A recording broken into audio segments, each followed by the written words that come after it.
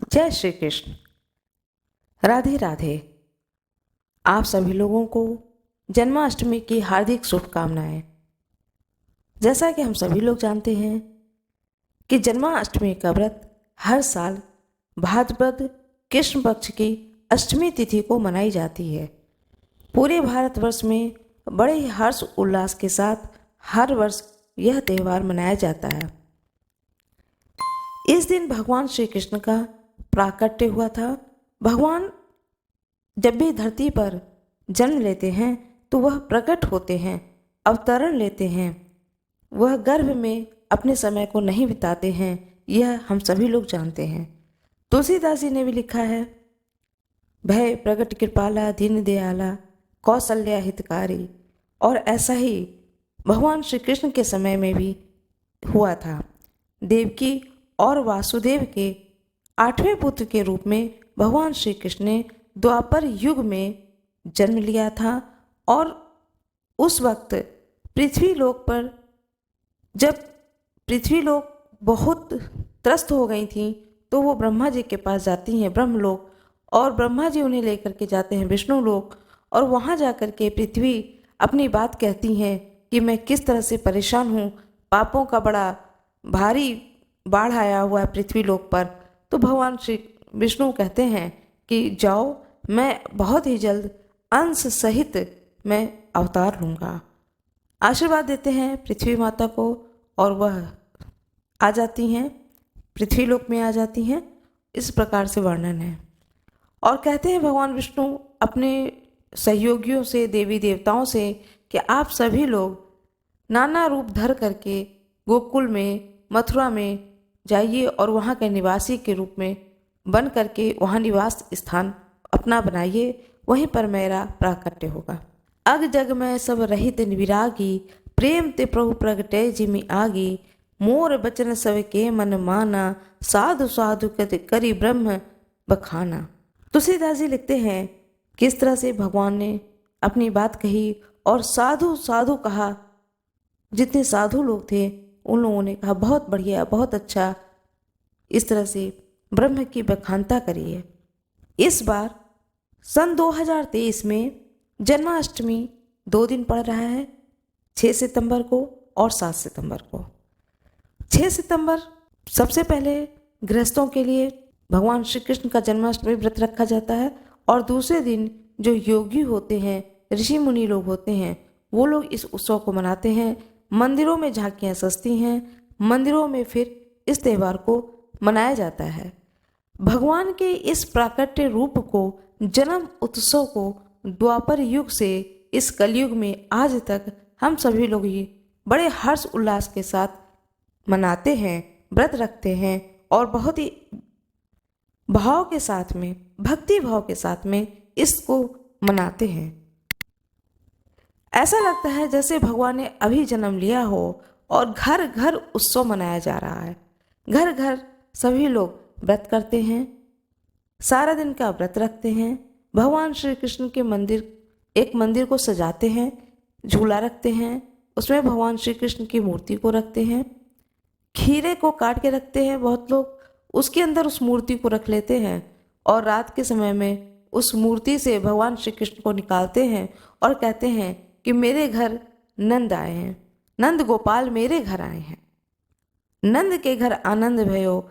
इस गाने को गाते हैं। बहुत सारी स्तुति हैं भगवान श्री कृष्ण की। जो भी भक्ति भाव से पूजा करना है, जब भी आप भगवान श्री कृष्ण की पूजा करें, जन्म उत्सव को मनाएं तो बड़े ही भक्ति भाव से मनाएं। नियम थोड़े टूट भी जाए तो कोई बात नहीं है, लेकिन अटूट भक्ति और श्रद्धा के साथ मनाना चाहिए। जिनके घर में संतान दोष हो, संतान की कमी हो, वह इस त्यौहार को, इस समय को, जन्म उत्सव के समय को बड़े ही भावपूर्ण तरीके से मनाएं। ऐसा कहा जाता है कि उनके घर में बहुत जल्द संतान की प्राप्ति होती है और घर आंगन में संतान अवश्य खेलते हैं। कृष्ण जन्माष्टमी में रात को ही पारण किया जाता है, व्रत का पारणा रात में ही हो जाता है। ये तो मैंने कृष्ण जन्माष्टमी की थोड़ी सी जानकारी दी है। अब मैं आप लोगों को जानकारी देने जा रही हूँ। यह जो गृहस्थों के लिए है, वह जन्माष्टमी का दिन कब होगा? तो यह है कृष्ण जन्माष्टमी का त्यौहार 6 सितंबर 2023 दिन बुधवार।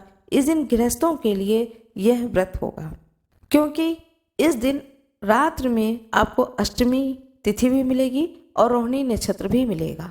अनशन सहित मनुज अवतारा, लेहूं दिन कर वंश उदारा। निशित काल रोहिणी नक्षत्र में जयंती योग श्री कृष्ण का जन्माष्टमी मनाया जाएगा। वह दिन होगा दिन बुधवार।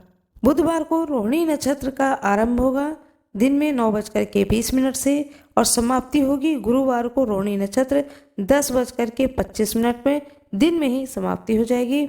और गुरुवार को रात्रि में न तो जो रोहिणी नक्षत्र होगा और न ही अष्टमी तिथि होगी। यह दोनों ही चीज़ें दिन बुधवार को रात्रि में मिल रही हैं, इसलिए भी इस दिन व्रत रखना बहुत ही शुभ है।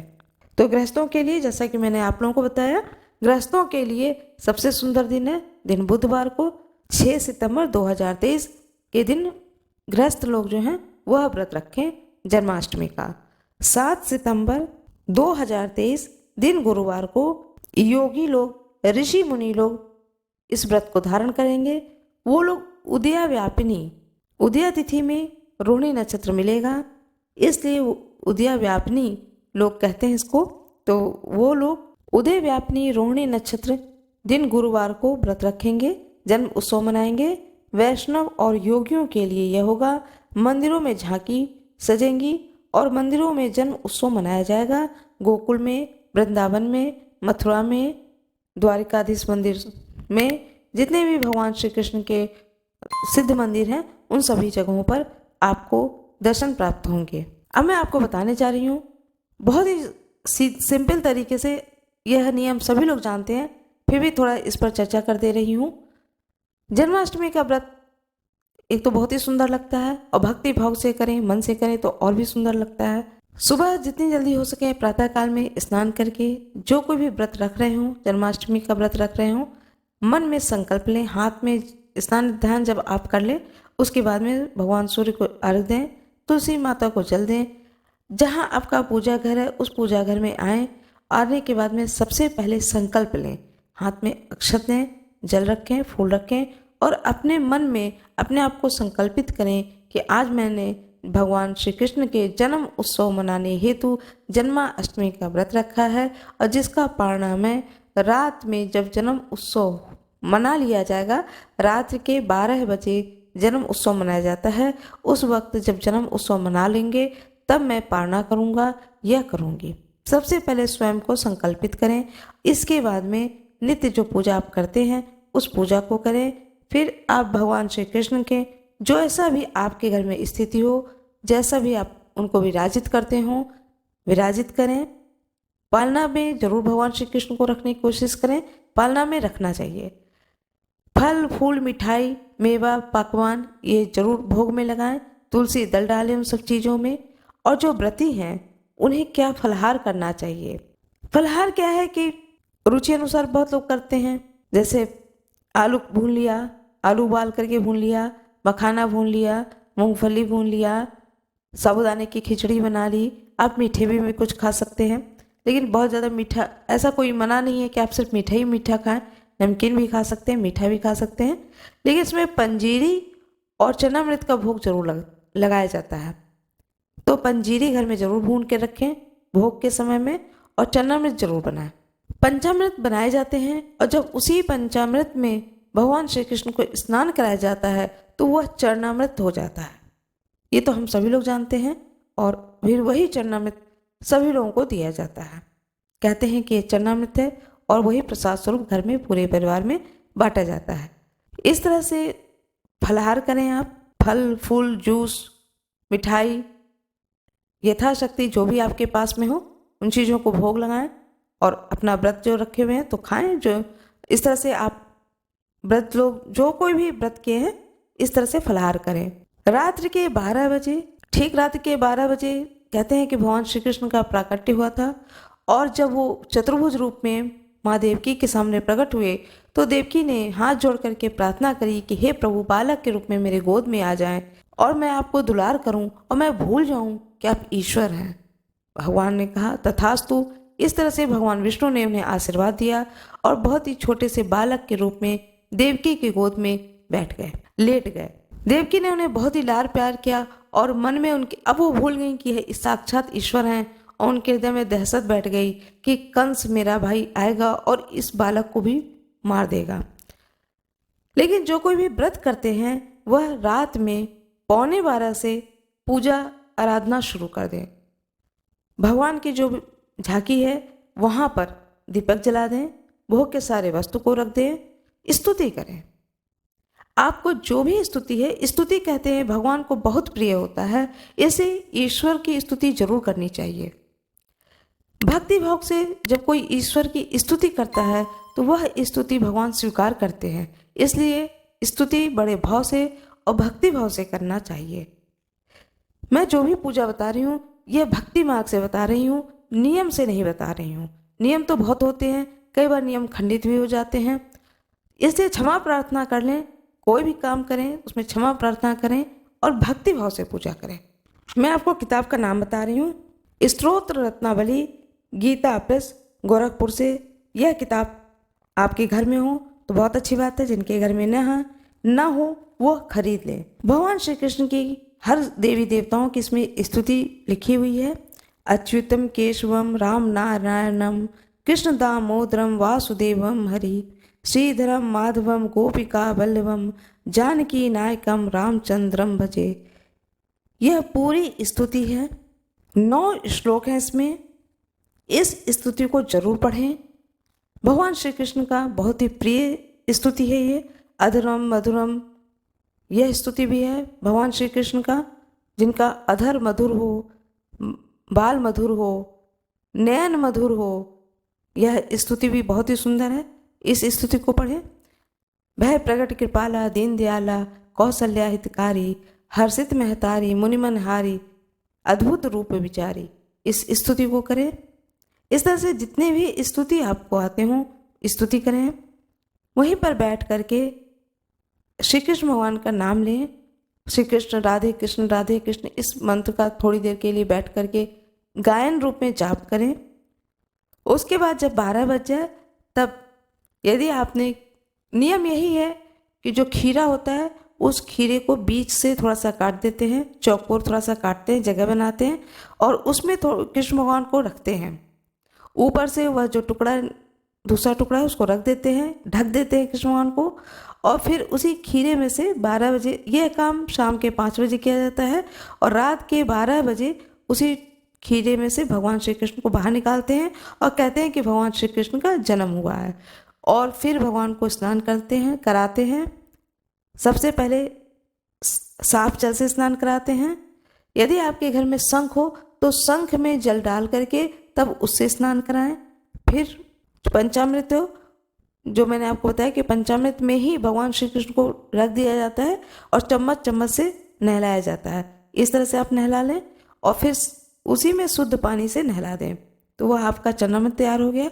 इसके बाद में बहुत लोग गंगा जल से स्नान कराते हैं, तो दूसरे बर्तन में आप गंगा जल से दूध, दही, शक्कर अलग से भी स्नान कराना चाहते हैं तो अलग से भी स्नान कराएं।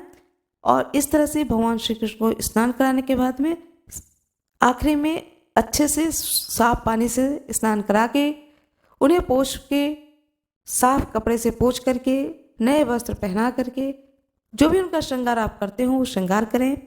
श्रृंगार करने के बाद में तिलक लगाएं, भगवान को तिलक लगाएं, भोग लगाएं और फिर आरती करें। इस तरह से भगवान श्री कृष्ण का जन्म उत्सव अपने घर में मनाएं। यह बहुत ही सुंदर लगता है और ये तो मैं आपको बता रही हूँ, जब करती हूँ तो बहुत ही सुंदर लगता है और जब भाव से करो तो और भी अच्छा लगता है। और जब सब कुछ कर ले तब भगवान से क्षमा प्रार्थना भी मांग लें कि हे प्रभु, मैं सर्वज्ञ नहीं हूँ, इंसान हूँ, मुझसे जरूर गलती कहीं ना कहीं हुई होगी, आप सर्वज्ञ हैं, कृपया मेरी गलती को क्षमा करें। फूल का माला पहनाएं और जो फल फूल मिठाई का भोग जरूर लगाएं। जितना सुंदर तरीके से आप कर सकते हैं, यथा स्थिति आपकी स्थिति है उस अनुसार आप उतने ही सुंदर तरीके से उनका भजन पूजन आराधना करें। पारना रात में ही कर लिया जाता है। रात में ही जब पूरा पूजा हो जाए उसके बाद आप प्रसाद लीजिए, पूरे परिवार सहित प्रसाद ग्रहण करिए। उसके बाद में अनाज का भी खाया जाता है, पूड़ी है, सब्जी है, रात में ही पारना कर ली जाती है। सारा दिन व्रत रखा जाता है, रात में जन्म उत्सव मनाया जाता है, उसके बाद पारना कर लिया जाता है। नियम यही है, बाकी कोई कैसे करता है, उस किस व्यक्ति के घर में अपना क्या विधान है, वो अपने विधान के अनुसार करे। मेरा ये वीडियो कैसा लगा कृपया कमेंट बॉक्स में ज़रूर बताएं। वीडियो को शेयर करें, लाइक करना ना भूलें। धन्यवाद।